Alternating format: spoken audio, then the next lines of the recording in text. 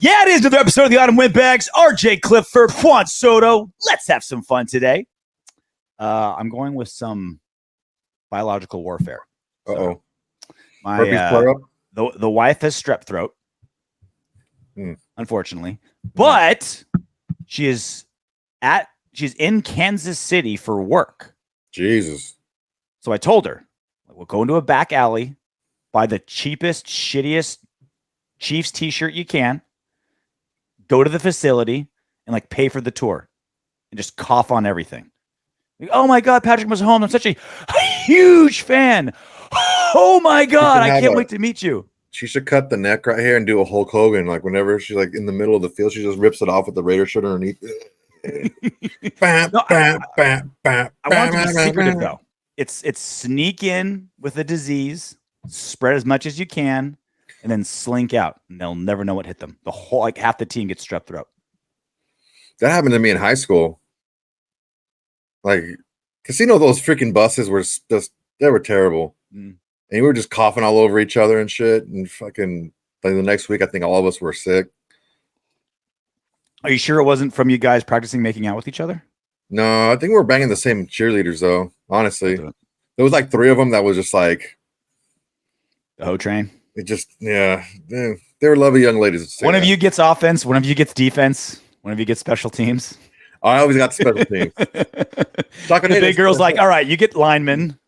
the hot chick's all right, quarterback and receivers. I got the special teamers. The nerdy chick with the glasses and pigtails has got to do the punter. It's all good, man. Question of the day, and this is an interesting time to ask it. We will pin it down in the comment section. Want to know what all you guys think. After a 1-2 start, some very questionable decision making in an offense that's fallen flat on its face, is Josh McDaniels the Raiders head coach week 1 of next season? Let us know in the comment section, because we are 3 games in to his second tenure as head coach, or second season as head coach with the Raiders. And already the fire McDaniels signs are coming out. They were coming out towards the end of last season, but I feel like they've gained a lot of momentum. Just 3 games, Soto. 3 games. They were coming out at the beginning of last season. There were people that didn't like him from the very beginning. Not a lot of fanfare. Not a lot of fans, no. What do you think? Yes. Makes it through the season. Yeah, I don't know that Mark Davis is going to pull it this soon. Not because of he shouldn't, or it wouldn't be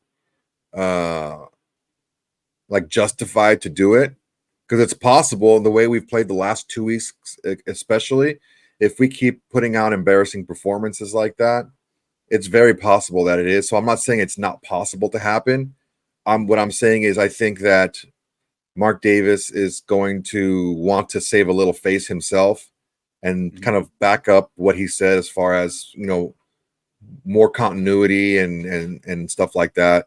And because of that, I think he's going to want to give it another run. But if we tend to keep floundering the way we have been, I think it's going to be a pretty short leash, even shorter than his second season with Denver. His third season with us, probably, if things keep going the same way, it'll be even shorter.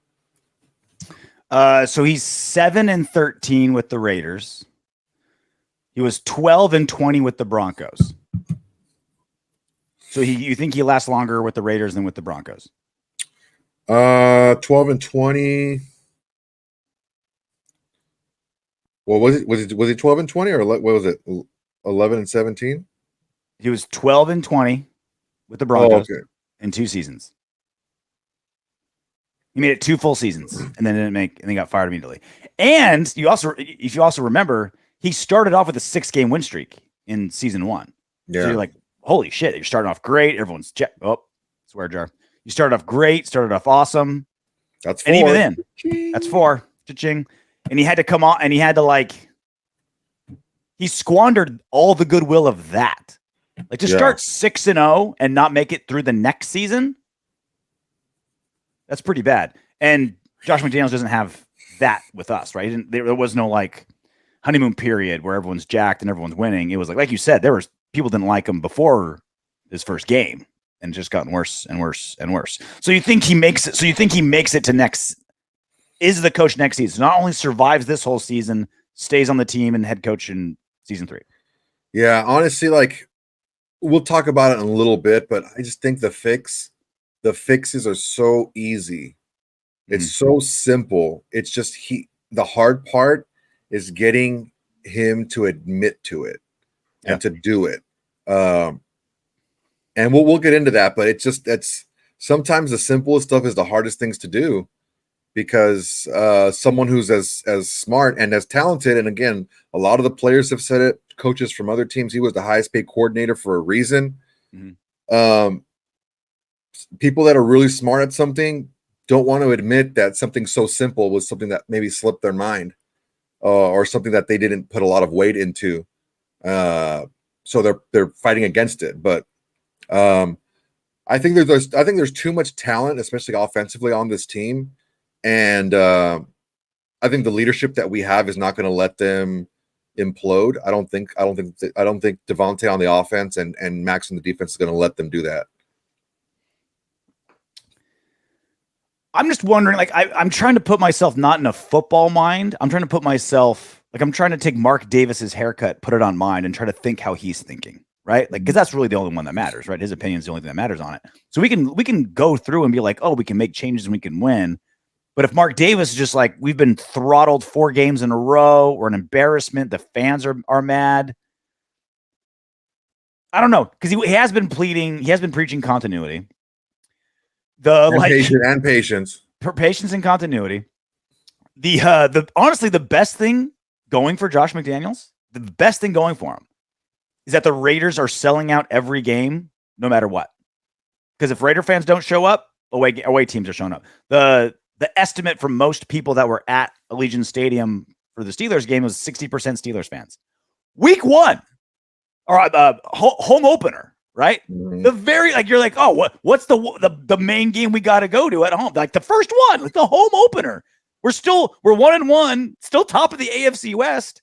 Yeah, it was 60% Steelers. The Kenny Stabler freaking ring, Yeah, like it was a big day. It was a celebration, still optimism season, and still. Well, one of the things too that we may not realize, or a lot of people don't talk about, Mark Davis fought his ass off.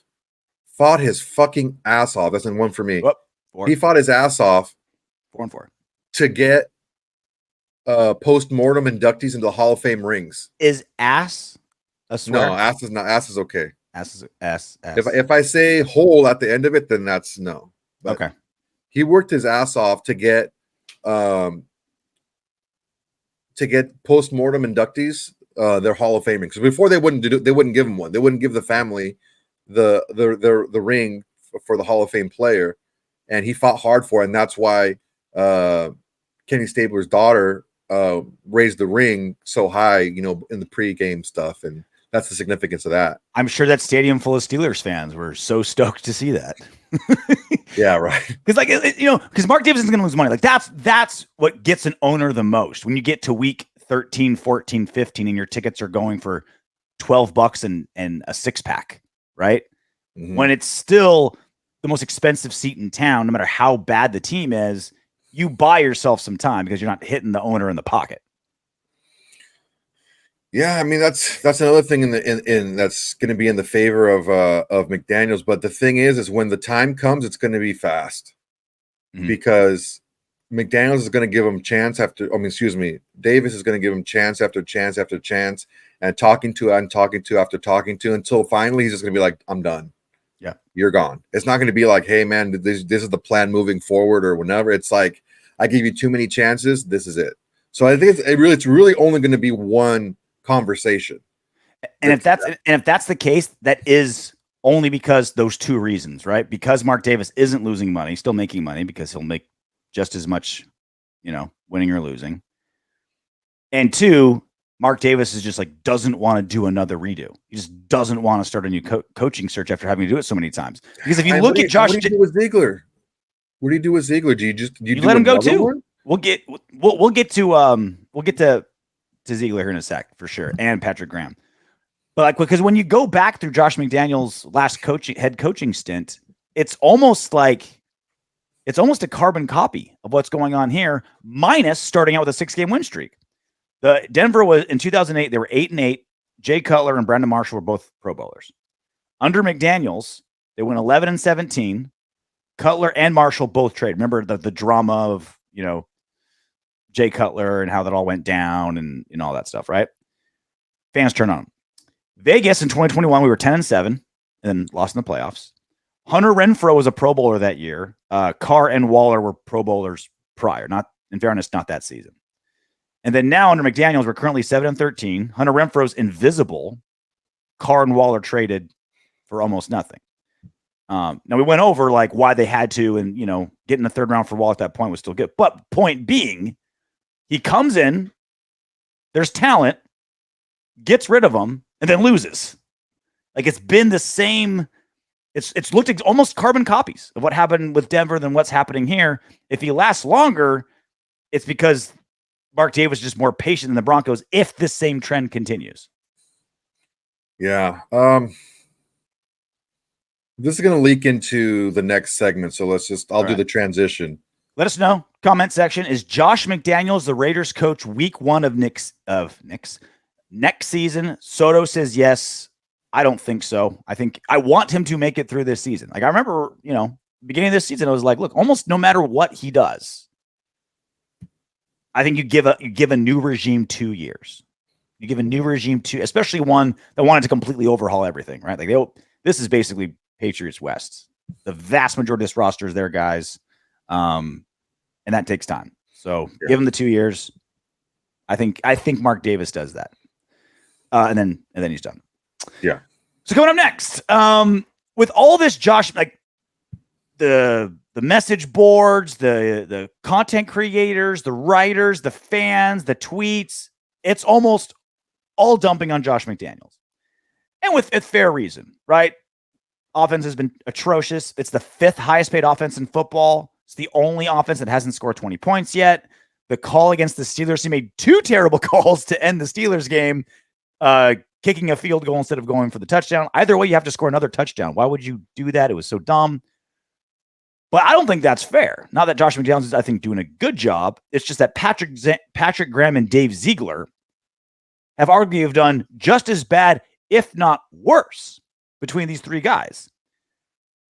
You look at how bad the defense has been, how bad we are in contracts and drafting so far. I don't know if Josh McDaniels is even the worst of the 3, even though, of course, as head coach, you take responsibility for everything that happens with your team. Yeah. Well, I think that as far as bad jobs go, you'd have to go McDaniels, then Ziegler, then Patrick Graham. Yeah. At least I'm seeing Patrick Graham try new things and do new things. The defense is better than the offense. That's so crazy. That's like in almost every category. The big play that the Steelers had, the long pass. The defense that was called gave Marcus Peters safety help over the top. Epps bit so fucking hard on the play fake. Swear jar. Yeah, got me. He bit so hard on the play fake. If this team continues this way, we're gonna have like a $10,000 party. It's gonna be a fun time.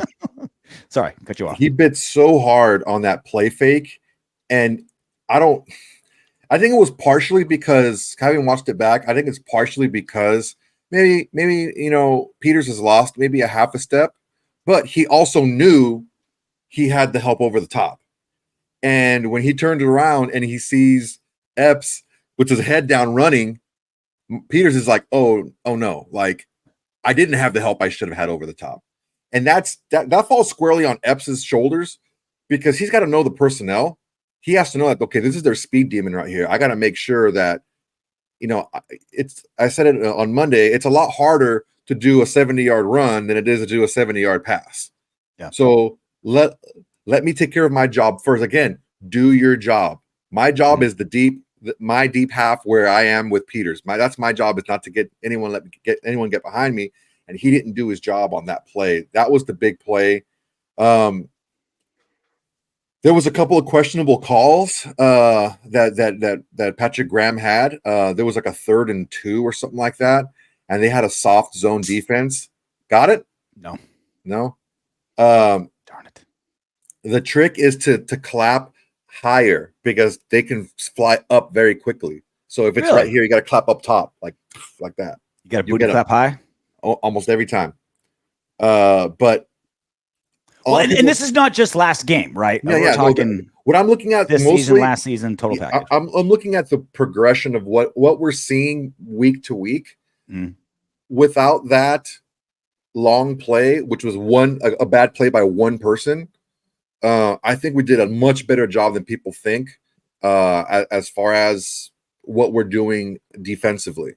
I think it's a shame that we don't have Chandler Jones. I think it's a shame that Tyree Wilson isn't up to doing anything other than bull rush and then nothing. Yeah. Well, I mean, I did see one play where he did do the Khalil Mack long arm into the chest, and he did get around the defender that way. He was late, but he's trying, which is all you can ask for, really. Well, this is the big knock with Patrick Graham. Like there's no money there. It's statistically doing better than the offense, but we also played 2 atrocious offenses. Yeah, like the Broncos and Steelers are the Steelers are the worst offense in football. Like there's a very strong case that they're the worst offense in football. Sorry, I'm looking for my. I was wondering what you were doing. My cord or my power cord. Keep talking. I'll take over. And they embarrassed us. Right, worst offense in football, scored that many points. With PG, the big thing he's been talking about is takeaways. We want interceptions. We want to force fumbles. We want to recover fumbles. No takeaways. Only us and the Giants. No takeaways. When that was your priority, when that was the biggest thing you wanted to work on, when that was your focus. Last in offensive drives. The offense has only had 28 drives because the defense isn't getting off the field and giving them the ball. They've had 2 punt returns in 3 games so far. Yeah, and they're only 24th and they've only returned 2 punts. They've forced more, but they had a lot of fair catches. They returned 2 punts, and it's kind of like last season, right, where the defense, we were 27th in points allowed. It was 26 or something like that. But DVOA, we were 30th because we played 7 of the 8 worst offenses in football. So it kind of skews it. So that's I think that like everything you're saying is correct, but I think things are skewed for Patrick Graham a little bit because of that. Because you're playing such awful, right? We played one good offense in the Bills, and it was a blowout almost by halftime. Like it was that bad. Yeah, I mean that was twofold though. That was our offense just putting our defense back on the field over and over again, and our defense not being great to start with. So that's Patrick Graham. As far as Dave Ziegler goes, I don't know what it was. I don't know whose word it was. Did you get it? What I tell you? You got to clap high. You'll get them. High booty clapper. Man, gotcha. That he may be tied. Like his Leatherwood might be Tyree Wilson not taking Jalen Carter. Yeah. And I said it during the draft party that I had. Carter's the pick. Maybe it was a call from above. Mark Davis is like, we can't do that. The community and blah blah blah, whatever. Who knows? But the JMD thing, I've been looking at it, and to the Renfro thing, Renfro has been getting open in this offense. He's just not being thrown the ball. Yeah. So that wouldn't necessarily be Josh McDaniels' fault. That would be the quarterback's fault to not seeing him open and not getting him the ball. That's still kind of up for debate, right? Because like depending on who you ask, is it just that Jimmy G's like this, or Josh McDaniels is like, Jimmy, this is what you're doing. I don't care who's open. This is your progression. You throw it to, there's your 1, there's your 2. If not, there, dump it. You have no choice, because we've heard that's the case. We've also heard that there's a little bit more flexibility than that, right? So it's hard to tell. So the Josh McDaniels offense is a very traditional style of offense where he wants you to go through your progressions, right? You have your pre-snap read and you go through your progressions. So it's not like Hunter Renfro's out there running a dummy route where he's not a part of the progression, you know? He's there is that. There is him just kind of like a clear out route where all you're doing is just I don't know, man. He must be doing it quite a bit then. Yeah. I don't know because look, well, I'll get into it now. There's a lot of things that Josh McDaniels can do to this offense to make it more effective and to help, because the play calls themselves, had it been like someone who's a little bit more comfortable and had a little bit more time recently in the system, or someone who's a little bit quicker making reads, I think they would see a lot more people open, especially over the middle, than what Jimmy Garoppolo is showing. And now I know that there's certain rules, like if you see Davante out wide, single coverage, single high safety, if I can throw him the ball. Yeah. Like that's one of the rules. Like I don't care what it is. What? Damn it. So the issue that we're having is we're not presenting our offense in a very modern way. Yeah. Prime examples, and this is something that may tie into Jimmy G. Two teams that use a lot of pre-snap motion are San Francisco, where Jimmy G was, and the Dolphins. Mm-hmm. And they don't just use motion like, let me move this receiver from here to here. They use motion at the snap.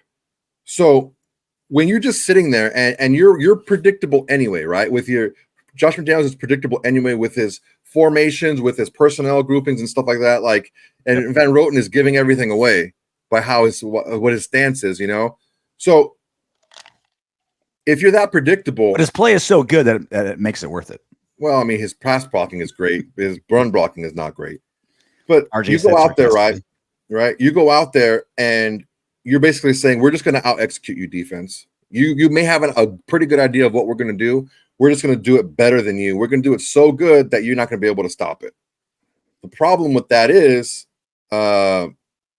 it's not like we have like a world-beating team that's just physically better than everybody else. Mm-hmm. And even if you were really good, like a Dolphins really talented and a 49ers really talented team, any percentage that you can advantage that you can get for yourself is a good thing. So, for example, you're lining up and the defense is like, okay, here's a down and distance. Here's a situation, the part of the field. This is the formation, the personnel grouping. We have a really good idea that he's going to run this play, right? You send someone motioning out, even if they're right, noticing what play that's going to be run, if you send somebody in motion, you get them to pause just a little bit, something that's different. And that little bit of pause can really help. And he's not using that to his advantage. Josh McDaniels is not. And like a prime example of things that he can use to build off of one another. We've used a jet sweep probably once a game, right? Probably ran a jet sweep once a game with Tucker. Okay. We should run, I think we should run at least 2 jet sweeps a game. But we should run that jet sweep action at least 5 times a game. Mm-hmm. Because you can run a jet sweep to Tucker. You can fake it to Tucker and hand it off to Jacobs going up the middle. You can fake it to both of them and make it be a pass. You can do a lot of things out of that same action, but you're using that same action to cause pause to the defense. Make them stop and think and process things, not just, oh, this is what I've been taught by their by the Raiders. What's the word? I have no idea. Percentage wise, like they're the tendencies, the metrics. These are their tendencies. So just use movement, use player movement to be able to help you maybe get leverage on an area that you want to get leverage, or a player you want to get leverage on blocking wise or something like that, right? Or leverage a defense to get more people into a part of the zone where they don't have a lot of players there in their zone, because you're making that motion so late. But it's just causing the defense to just stop and think a little bit, as opposed to I'm locked in on what they're going to do and I'm going to go straight forward and play. And that's a big issue right now that Josh McDaniels is not doing. And I think the problem is, like what I said earlier in the show, he's so intent on my plays work. Just run them the way they're supposed to be run, and they work. and he's not taking into account the fact that he's giving off tendencies, and the defense picks up on that. So he needs to switch it up. He needs to vary it up a little bit, and that's one big thing I think he can do. So those are all the things JMD is not doing, which doesn't bode well for Dave Ziegler because it's his team that he put out there. I think Ziegler is, I've said it multiple times, because he's such a nice guy, he's been shielded from how poorly he's been doing his job. And in fairness to him, he's the one guy that's never done this job before. Patrick Graham's been defensive coordinator a bunch of times. Josh McDaniels has been a head coach before. Josh McDaniels obviously ran a bunch of offenses for a long time. Dave Ziegler's never been a GM.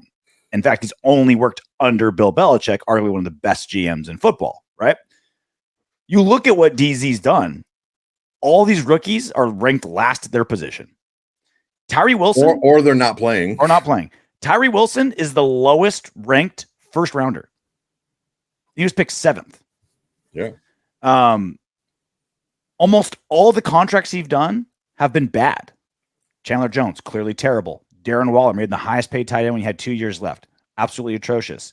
The Jimmy G contract, $33 million for a guy who's only made it through a whole season once. Like, that was awful. It's just like bad contract after bad even Davante Adams. Davante Adams, when he was signed, he was in the top 5 highest paid players ever, not including quarterbacks. Outside of quarterbacks, top 5 highest paid players ever.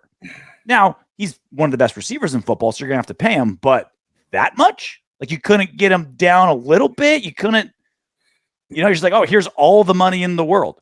The only good contract he ever did was Derek Carr's.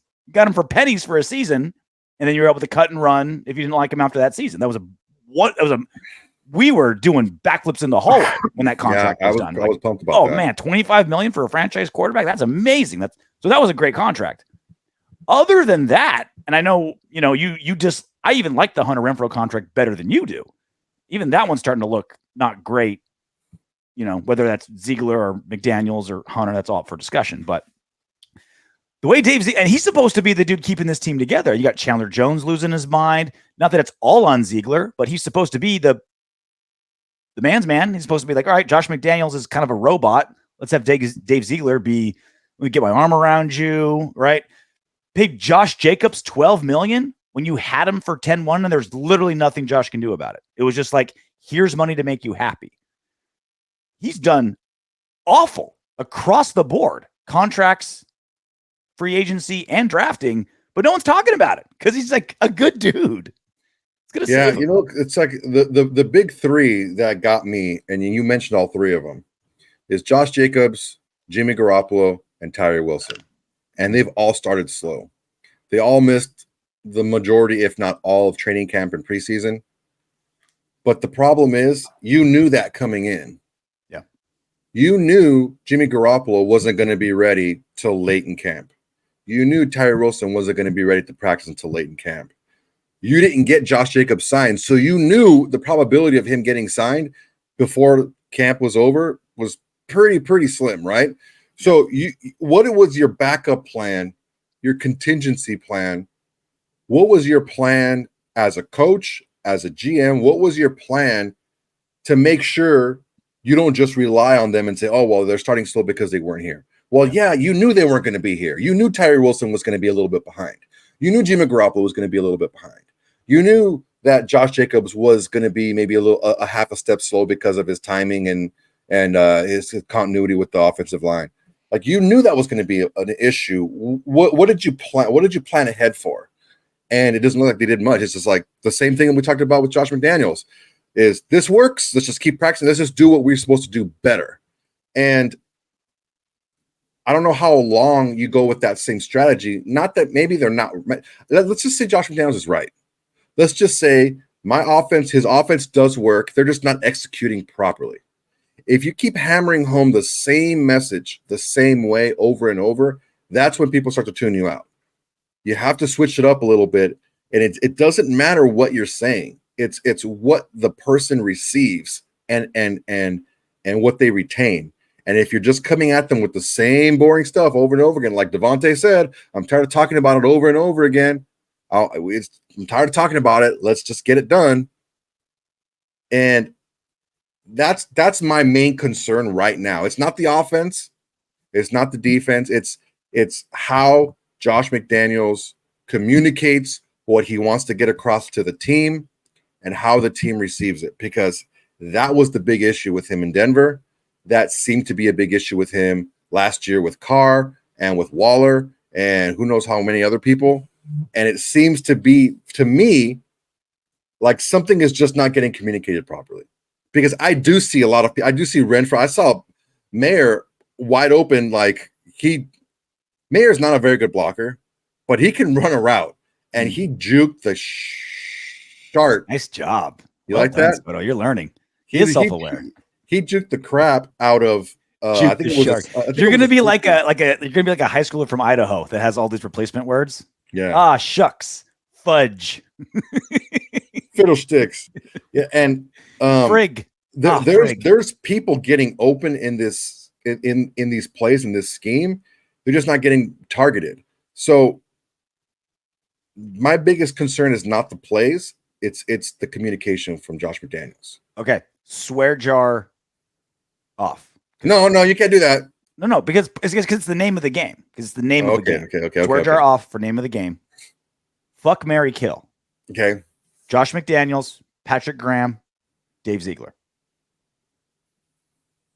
I would marry Patrick Graham because I honestly think that he might even be a better head coach than he is a defensive coordinator. You're getting him young.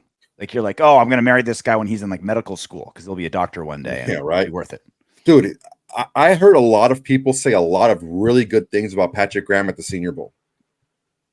How he communicated, how he ran practices, how he communicated his philosophy, what he wanted his offense to do, what he wanted his defense to do, but then he let the coaches take care of it from there. That's something you want to grow with.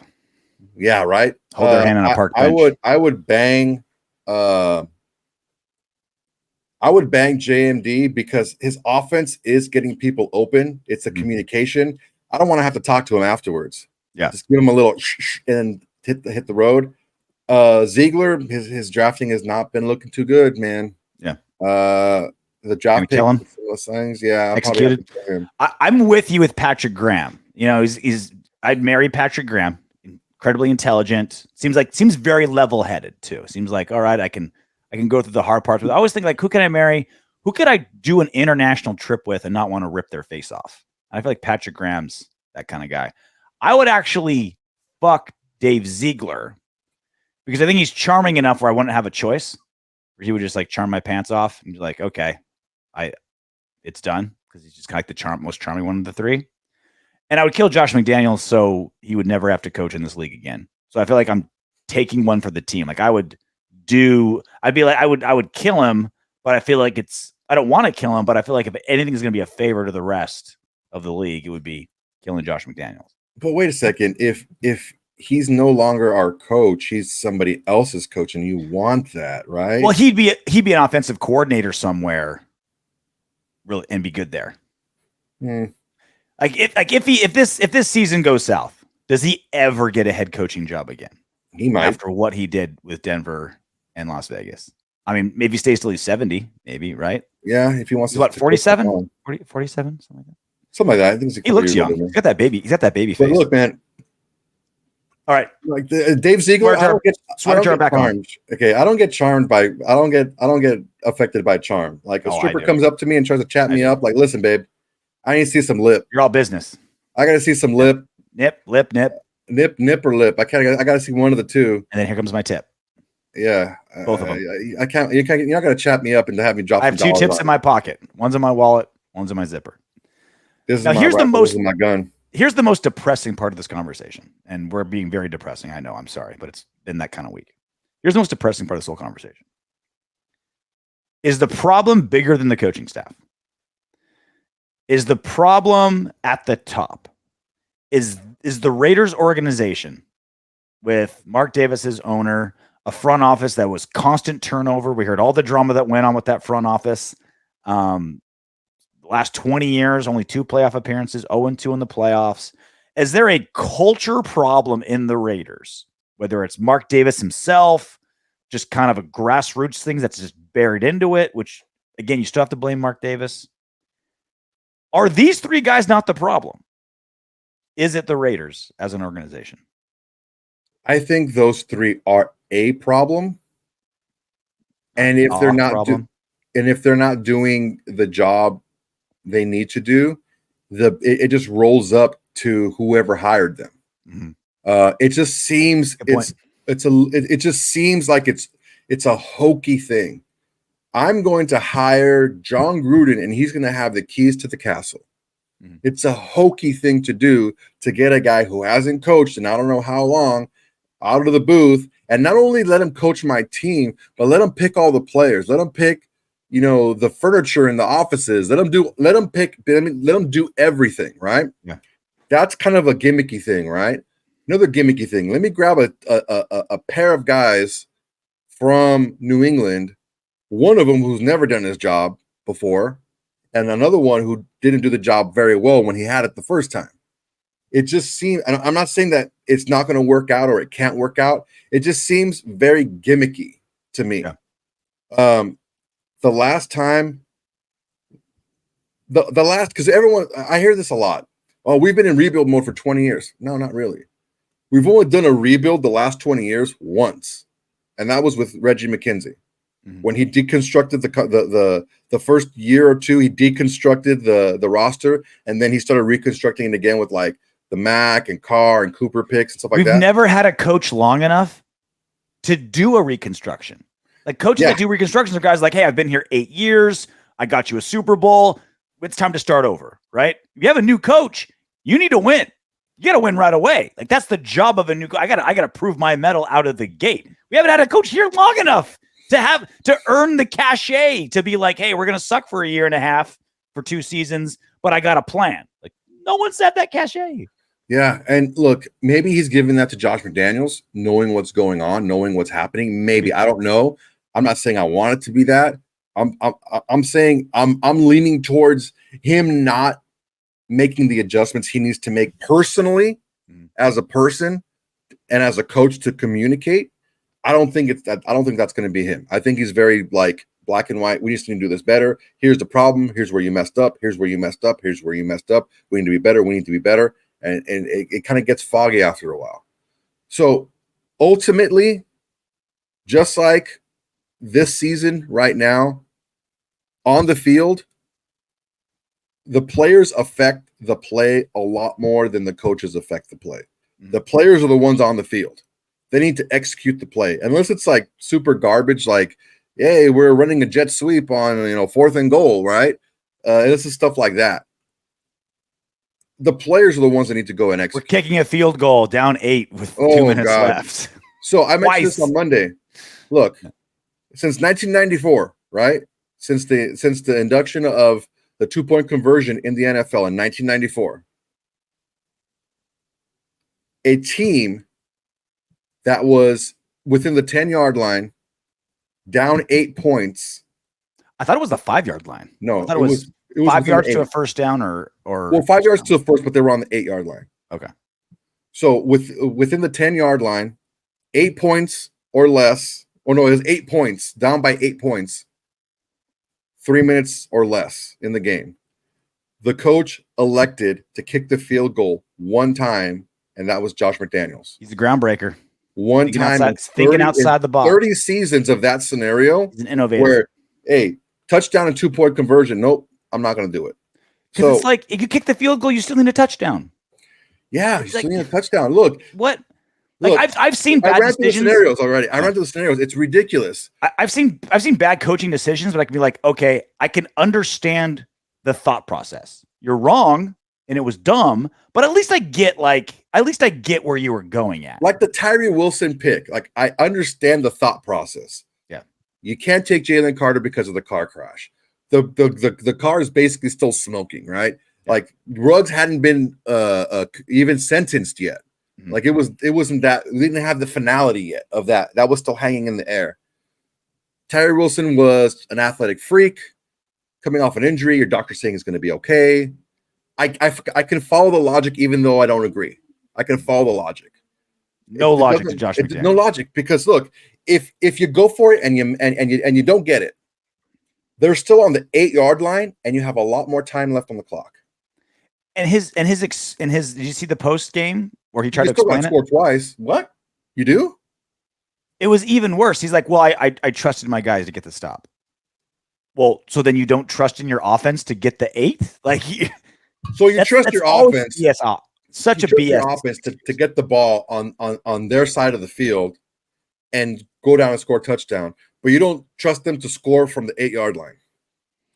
And you trust your defense that's been getting eviscerated by this terrible offense all game, which is exactly what happened, right? Got the ball, Steelers got the ball, and well, with we had 10 seconds left or whatever when we got the ball, and our own like 20 or whatever it was. Yeah, it doesn't make sense, man. Look, if you take the points off the board after the first field goal was made, then you're saying I'm going to go for the touchdown because I already had those 3 with more time on the clock. Mm-hmm. So if I'm going to take this and it's an automatic first down and I'm going to go with it, I'm going to go for the touchdown. Maybe that's the thing that's going to get him fired. Because I feel like what got Dennis, like the final nail in Dennis Allen's coffin was going for that 70-yard field goal. Remember that? Oh, Jesus. He had Seabass go for a 70-yarder. And I think that was the nail on the coffin. I think NFL owners,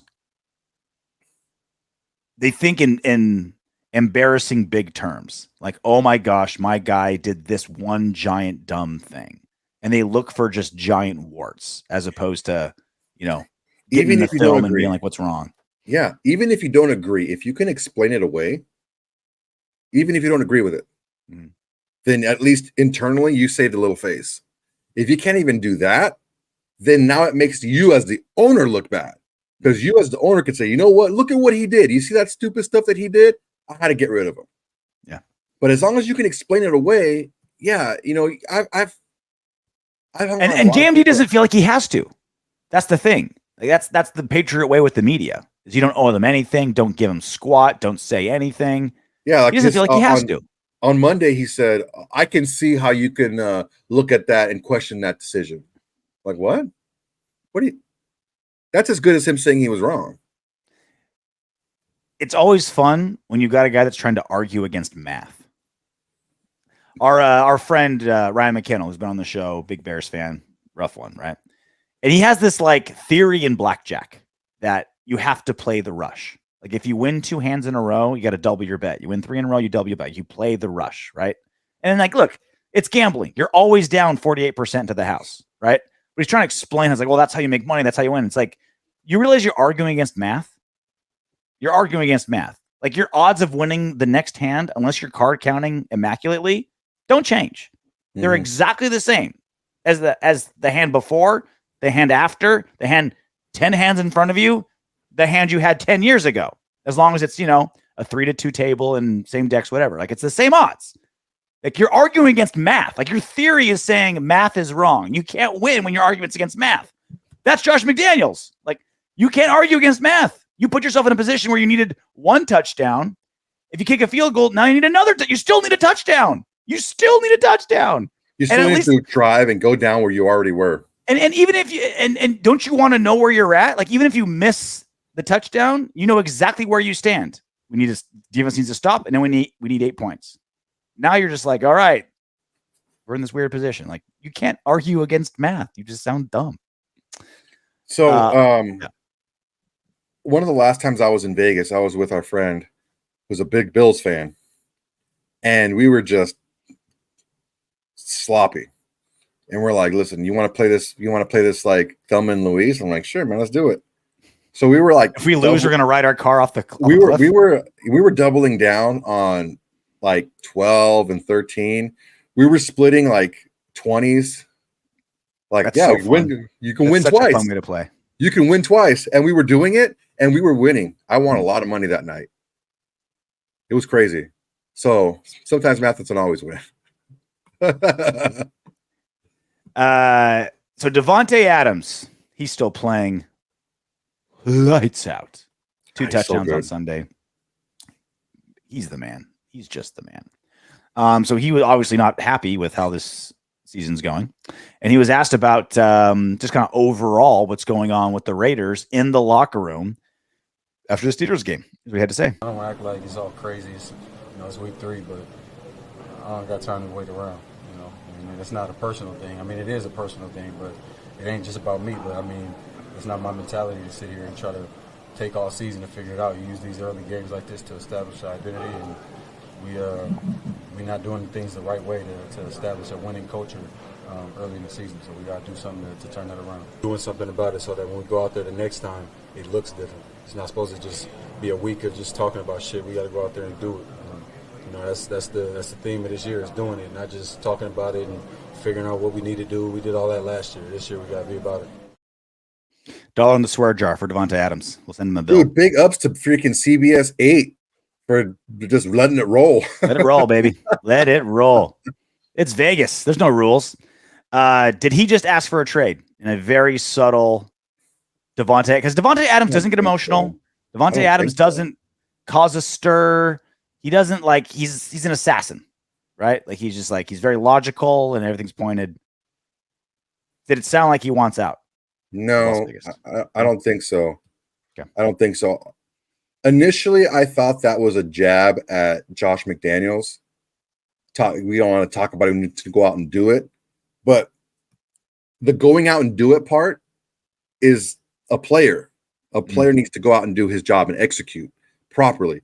Building a culture. I know he's a very big, a lot of his interviews have been very player centric. Yeah. We need to go out there and we are the ones that make the plays happen, right? The coaches drop the plays. We need to go out there and execute the plays properly. So I think that there's some people on the team that maybe aren't doing what they need to do. Talking about building a culture. Players don't leadership looks at leadership to build culture, right? That's what leadership does. They look at the leadership to build culture. Oh, we build the culture. But the players know the culture is them. We're the culture. So I'm thinking he's thinking about the other players on the team now that I looked at it a couple times. So I could buy that thought process. And maybe I'm digging too much into it because anytime Davante says anything, he's pretty straightforward, dude. I hang on every word, right? He's pretty straightforward. He's not cryptic like, Josh Jacobs, when it was in the thing, he was like cryptic tweet, certainly not like a Chandler Jones. He ripped right? his front office already this offseason. So and we know when he wants out, he'll get out. Like that's how we got him, right? He was in Green Bay. He's like, all right, my window's closing, my quarterback's leaving. I'm out of here. I'm gonna go play with my college. He's right? grandfathered in. He said he's at the big table. So he gets what he wants and he'll take it, right? It wasn't until this article came out. Vinny Bonsignori put out this for the Las Vegas Review Journal. Davante Adams takes mentor Michael Jordan's advice in calling out Raiders. And in the article, they talked about how it's like, well, he was talking more about players, he's talking more about culture. He wasn't jabbing at the front office or the coaches or anything like that. Because it came from Vinny, he's an insider for the Raiders organization. He's like, when Josh McDaniels wants something out there, he calls Vinny, right? He always gives their perspective, right? This makes me think even more so that Davante Adams was talking about ownership, coaches, etc. Because this feels like a Justin Fields type thing where he said how he felt, got the talking points out, and changed his story. It feels like that to me. And I can certainly be wrong. We're dealing with 40 seconds of a very heated Davante Adams and trying to decide if he's making like $10 million decisions based on that. That's what it feels like to me. Is I think what he said was what Davante Adams said originally was how he felt truly because the emotions made him honest. And then he came back and said, well, I actually meant this. Cooler hails prevailed. I think he got his talking to. You know the old saying, like a drunk man's words are a sober man's thoughts? Mm-hmm. I feel like a football player's words post-loss are a football player's thoughts pre-loss. That makes sense. Like I feel like when you lose a football game and you're fired up and he had a great game, you're like, what else can I possibly freaking do? What else do you want me to do to make this team succeed? I'm doing everything I can. I'm getting hospital balls thrown at me by Jimmy G constantly. And I'm putting my body on the line and producing constantly. Like, what else can I possibly do to make this team win? And then this happens. And he's like, what? Like, imagine that frustration. Imagine that level of frustration. I think that Davante Adams has been around long enough to know what he can and can't say and when it's going to be effective. Mm-hmm. And since he's grandfathered in, he's got a seat at the big table, right? I think he's got an open door to that coach's office and the GM's office. I think he's got an open door, walk in whenever he wants. I don't know that it's necessary for him to do that in the media. That's what I'm saying. That's why I think he was like super fired up from a frustrating loss, and we got him broken. That's wrong word. Just kind of like his guard was down because he was so mad. He just kind of like he blurted out something that you know better than to blurt out. Because I'm with you 100%. I think he's like a godfather around there. He's that good. Yeah. Open door policy, and that's going to lead into our next one. Like, is it O'Connell or Hoyer? I bet you if Davante Adams walked in to Josh McDaniels' office right Let's now, go Youngblood. or either one. Hey, I want Brian Hoyer to start on Sunday. I want Farva to start on Sunday. I think Josh McDaniels would do it. He should. Like, he needs to. That, right? Like either way, right? Like regardless of who Davante wants, I think he has that kind of cachet. It means that much. That if Josh McDaniels is kind of on the fence either way, Davante can come in and be like, nope, we're doing that. Definitely he'll have input. Definitely he'll have input. I just I think in that case, the coaching staff would then put together a game plan to make the decision work, as opposed to what's the decision going to be. Yeah. Because we still don't know, which leads us to the next one, right? Yeah. Jimmy Garoppolo in concussion protocol. It was one of those weird ones like Josh McDaniels in the postgame presser didn't even know, or not the postgame presser, but the next day when it was official that Jimmy G was in concussion protocol. He didn't even know what hit it was. Nobody knew. He hadn't talked to him. It was one of those weird ones. It wasn't like Tua last year on Thursday Night Football. You're like, okay, his brain just got turned into oatmeal on that play. Like the entire world saw Tua Tagovailoa. Like he's gonna forget. He's gonna forget where his car keys are for the next month after their hit. Right? There wasn't that moment with Jimmy G. It was kind of like, oh, like he took a lot of hits. Which one was it? We don't know. Either way, he's in concussion protocol. We don't know who's going to be starting for us on Sunday.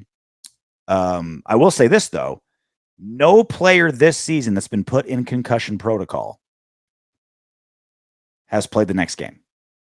Every single player that's been put in concussion protocol has missed a game. And it's hard for quarterbacks to get out of concussion protocol. Yeah, he's gonna be in there for at least a week, at least. And I mean, it felt like one of those. Those last two throws that Jimmy G had were the last three throws were way off.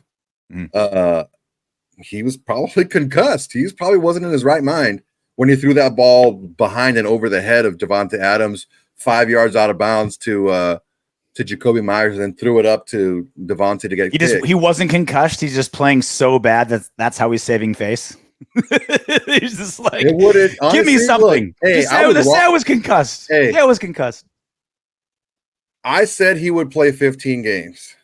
It's starting to look like it's not going to be a good prediction for me. You jinxed him. I may have. I don't know that a concussion when you've never had one is part of being injury prone. I just think it's the fact that Pittsburgh beat the shit out of them. I stopped it. No, you said it. That's a swear jar. Damn it. I'm not going to count that one. Damn it, it's not a swear word. You're right. Is it? I'm giving you. So I grew up in wait, can we not say damn it? I think it's fine. I was messing with you because I grew up in a strict Mormon household where butt was a swear word.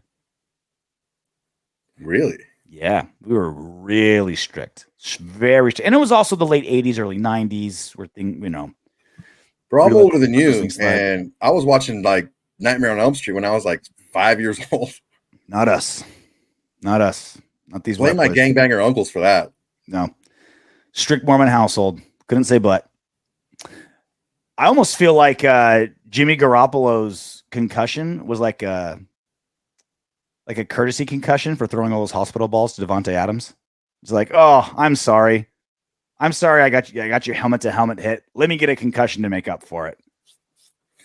Dude, I watched the tape back. He got hit hard a lot. And it wasn't that he didn't have time to throw. He had time to throw. He's just not going through his progressions very fast, man. Yeah. And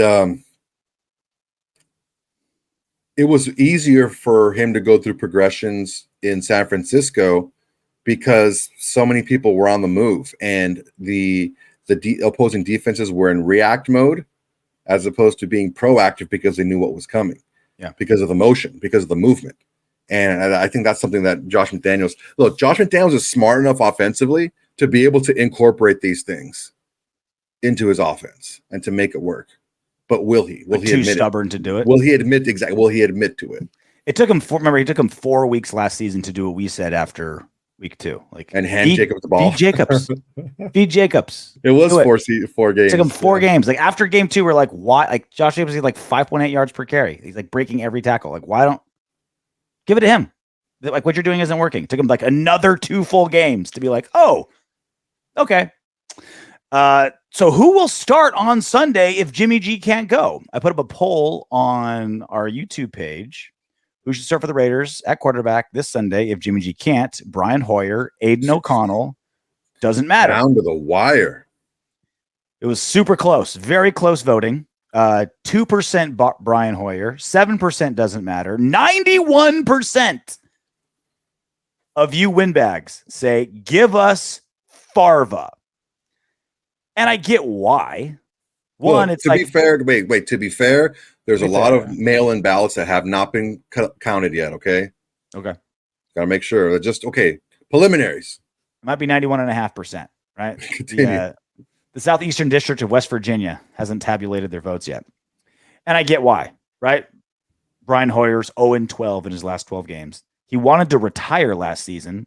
And Ziegler, McDaniels begged him to come back. Like, hey, I need you to hold a clipboard and teach these, this new blood the offense.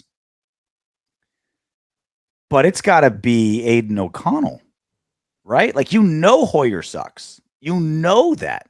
We still don't know what we have with Aidan O'Connell. We have a spark and a glimpse preseason, right? Like, it's a spark and a glimpse. But know what you have with Hoyer. Yeah. So, kind of along the same lines as what I was talking about earlier. If Hoyer is more used to this system than Jimmy G was, because Jimmy G has been something different the last 5 years, I can see where you go with Hoyer because, like I was saying, there are people open if you go through the progressions. So there's that. I'm not saying he's talented enough to make all the throws and to make a play himself when he needs to. It's going to have to be within the confines of the offense. And on the Aidan O'Connell side, he has not seen full NFL regular season speed yet. So there's that. Now, on the opposite side, we saw Brian Hoyer and Aidan O'Connell play with the same teammates, play against the same defense in preseason, and Aidan O'Connell looked like the 18-year vet, and Brian Hoyer looked like the rookie. And this also goes back to Dave Ziegler and atrocious roster construction. You give $33 million guaranteed to Jimmy G as a bridge quarterback who has only made it through 1 season as a starter, not getting hurt until this one, right? Well, this one's still up in the air. You don't want to give him credit for the half a season he finished. The one first full season. Yeah, that's what I'm saying. One had full season. He sat 1 game because they had clinched already. He sat 1 game, the last game of the year. He played 15 games that year. No. That's not the year I'm talking about. It was he played all those games 1 year, and the next year, or not the next year, but the year after, he played 15 games, but he only sat 1 game because they had already clinched. No, I'm not counting that year. He only did 1 season completely unhurt as a starter all game, right? Because you know how he came in halfway through the Niners season? Yeah. Well, what I'm saying is he played 15 games that second year I'm talking about. Either way. That's why I don't understand what you're trying to say. Either way. It's more Jimmy than one. Jimmy G's got a reputation. And you're like, okay, let's let Jarrett Stidham go, who played really well against two of the best teams in football last season. Let's let him go. He's getting not that much from Denver, easily something we can match. And then bring in Brian Hoyer, who's lost 12 straight starts, and a fourth-round rookie. And this is before the preseason. We started getting really optimistic about Aidan O'Connell. Talk about atrocious roster situation. Like, Jimmy G has a reputation. If you're a backup quarterback, you should be begging the Raiders to play. Like, hey, sign me to the Raiders because that's the best chance for me to play with Jimmy G as a starter. And the best you can do is Brian freaking Hoyer and a fourth-round rookie. We got lucky that Farva showed a lot of promise. Again, just preseason. We're trying to temper expectations. But, man, he looked good. He sure hell did look good. He looked good enough where it's like, give him a shot. Let's give him, right? This is the exact it has to be Farva. This is the exact situation where you say, okay, you gave us all the possible hope you can with the limited situation you're in, NFL preseason, which we know means nothing. It means tiny, minuscule, pinch. Like, okay, let's see what you got. You got a really good defense in the Chargers. Let's see what you got. This is the best opportunity to take the training wheels off of Aidan O'Connell and see if the preseason was real or an illusion. This is perfect. It's a no-brainer. It really does make a lot of sense, and it kind of falls in. Everything fell into place. Worst case scenario things, and it just makes a ton of sense. I don't know whether it's necessarily true that this is what they wanted to happen. They wanted someone to just come up above and someone get hurt. But when you saw what we saw from Aidan O'Connell in the preseason, and we saw how O'Connell and Hoyer looked playing with the same players against the same players, it's really a no-brainer, honestly. I still don't understand why you don't just stash, even if you want Hoyer on the team, why don't you just stash him on the practice squad? No one else would pick him up. No, he was going to retire. He's lost 12 straight games. Brian Hoyer or Aidan O'Connell? Hoyer. Oh, yeah, Hoyer. Yeah, put him on. No one's going to pick him up. Make him the emergency quarterback. Yeah, put him on the practice squad, save the roster spot, save the money. No one's going to pick up Brian Hoyer. Again, Dave Ziegler. Come on, man. I get it. Soto gets it. Raider Nation gets it. Time for you to get it. I think we got it very early in the game too. We got it very early. This is what we need to do. This is the progression of things that's happening. This happened. You didn't want it to happen. You didn't wish for it to happen. You thought this was going to be your best chance to win. Brian Hoyer does not give you a better chance to win than Aidan O'Connell. It's just a matter of fact. Watching your eyeballs, watching the play, Aidan O'Connell is smart enough. He's quick enough. And gosh darn it, people like me. No. He has he's shown a better arm than Jimmy Garoppolo. And people were, I didn't see it. I didn't see the bad arm. I didn't see the weak arm. He didn't have a laser, but his arm is plenty strong enough. In Raiders news, what day are we in the Chandler Jones watch? 13? 12? Well, look, Chandler Jones he watch? missed the last 2 weeks of training camp. He practiced on the Friday. When he lost his mind. The dead week Friday. That was the day before opening day. So we're in day like 20 something. Yeah. Of Chandler Jones watch. And it's a gift that keeps on giving, or a crap sandwich we keep on eating, depending on how you look at it. He tweeted out. It's crazy how much he's tweeting out. He wrote, this guy has to be the most starved for attention, world famous multimillionaire athlete I've ever met. He's writing novels to nobody. But at least we're getting something because everyone else has been very tight-lipped. First day out, if my fans and friends were wondering, I was taken in by Las Vegas Fire Department last week against my will. I was ejected with, I don't know what. And he continued on about what it's like being in that facility. If you really want to read the whole thing, just go to his Twitter. This is one of the posts that didn't get deleted. And he's just going through insanity. It's so weird. But he's treating it so nonchalantly. So this was on the 25th. And he just keeps tweeting. He got a Hunter Renfrow jersey for his mom. He retweeted Antonio Brown for whatever reason.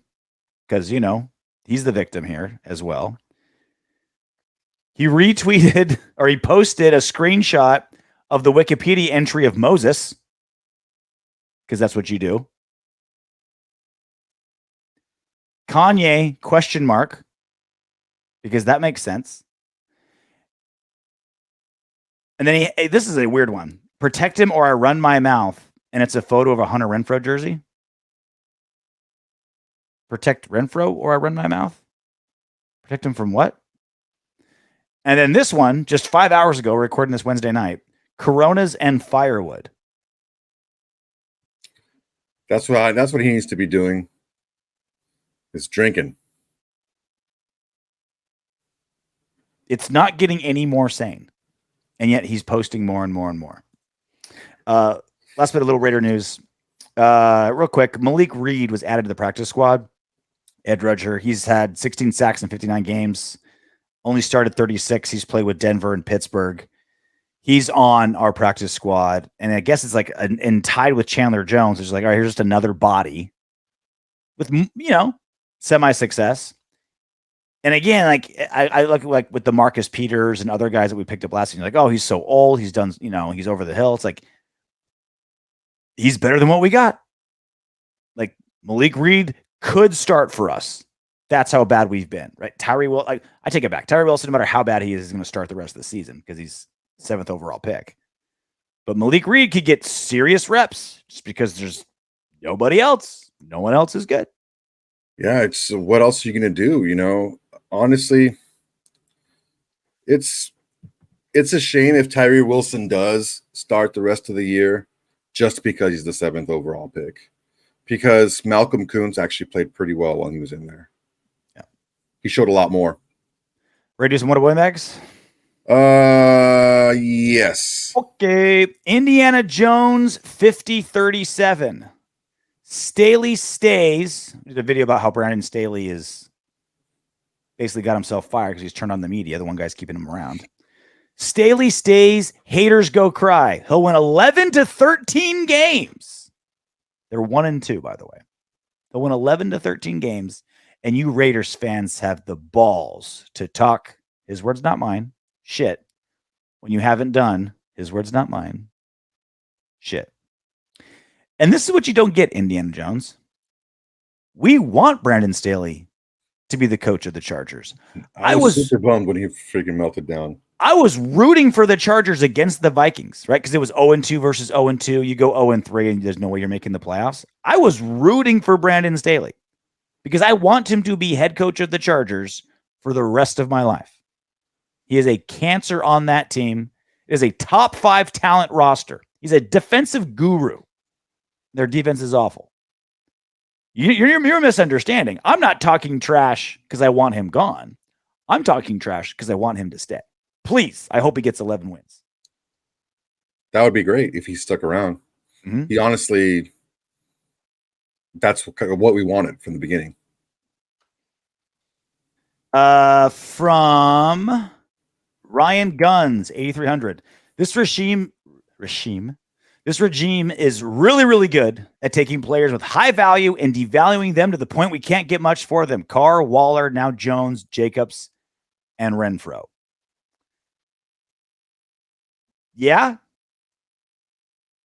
Yeah. I mean, they brought in Chandler Jones. So it's not like we were going to, it's not like they took him and let him bounce. The Carr thing is weird. Like, we got nothing for him, but the way the contract was orchestrated was with that.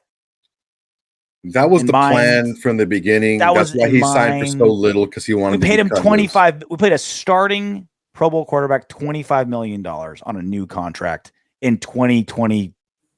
loose. That was the payoff. It's like, all right, instead of getting you on a long-term contract where we can move on from you and get something, we're going to pay you peanuts and then go from there. So technically you're right, but it was a trade-off made on purpose. Whether it was the right or wrong decision, you can debate that or decide that. But it was done on purpose. Waller, stupid. Made him the highest paid tight end with 2 years left on a contract. That was dumb. Renfro just made him invisible, which even if you're trying to trade Renfro, you'd think you'd like be forcing it to him or something instead of just having him die on the vine. And Jacobs is always tough because I defended not picking up his 5th-year option and then franchise tagging him because you're only dealing with like $1.5 million, $2 million difference. If they'd have gotten the picked up the 5th-year option, which I would have eviscerated them for, like, why are you paying $8.5 million for this running back? And you still decide to franchise tag him, you're only costing yourself another $1.5 million, right? 8.5 mil to 10 mil. You're gambling with $1.5 million, which is nothing to the NFL salary cap. Nothing. Zero. In the NFL, that's not much. It's pennies. It's to you and me, it's money we find in the cushions of our couch. The problem is like, okay, now we're going to pay him.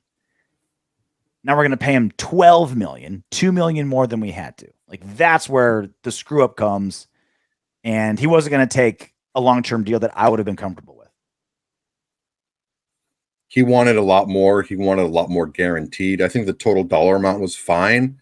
It's the guarantee amount that was the issue. And I think he wanted that 3rd year. And they just weren't going to give it to him. And honestly, it's looking like they shouldn't now. I didn't realize this, but Ryan Guns, you're getting a twofer. Uh-oh. Soto, you got a shiner on your right eye. She closed her legs too fast? Never. Last week. I didn't have a black eye last week. What's my right eye? Is this my right eye right here? I just have this like thing. I'm not sleeping well, I guess. I don't know. That's not a black eye. Okay. I don't know. Or she closed her legs too fast. She might have.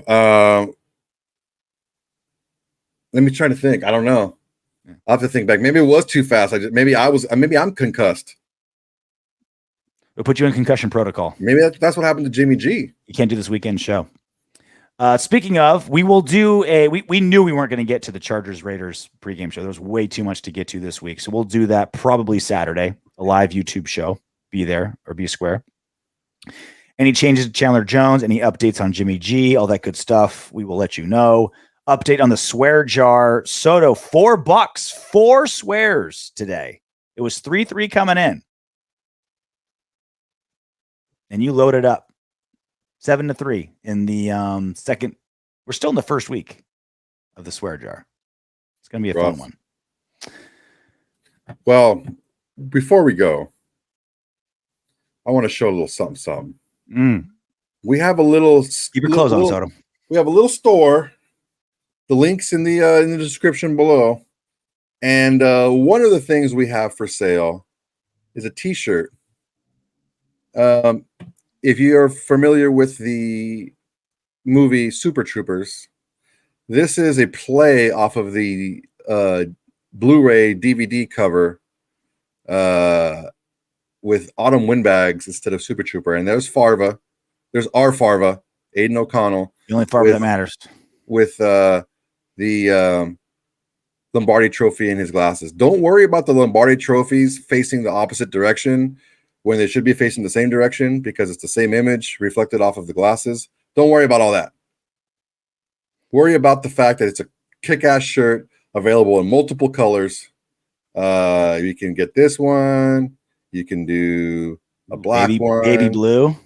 Black for slimming. You can do, right? You know, for great for for St. Patrick's Day. If you want to glow do in the something dark for Christmas, a little something for Christmas. For those Valentine's bloods out Day. there, there's a red Yeah. blood.